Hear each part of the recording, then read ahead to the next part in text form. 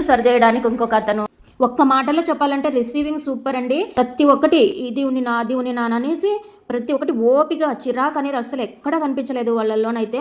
అంత పేషెన్స్తో చూపించినారు. మాకే ఇంకా అంత విసిగించడం బాగుండదు అనేసి సెలెక్ట్ చేసుకున్నాము. ఒక్క సెలెక్షన్ అయిపోగానే సరిపోతుందా? స్టిచ్చింగ్ షాపులకు తిరగాలి మరి, అవునా లేదా? ఇది అయిపోయిన తర్వాత స్కిన్ కేర్ అనమాట. ఇంట్లోన ఎవరైతే ఉంటారో అసలు మన మీద మనం ఫస్ట్ కేర్ తీసుకోవాలనుకుంటాం కదా.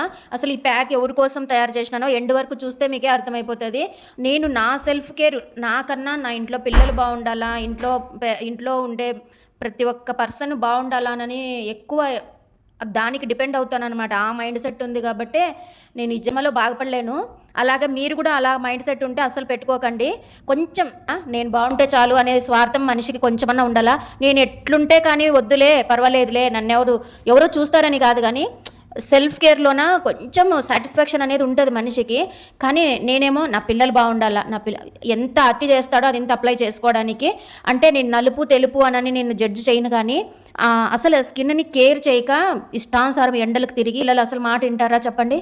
అసలు నెక్కులు తిక్కోరు, అండ్రామ్స్ తిక్కోరు, ఆ ముఖం ఇది చేసుకోరని నేను ఇలాగ కేర్ చేస్తానబ్బా. ఇది రాంగ్గా చెప్పండి.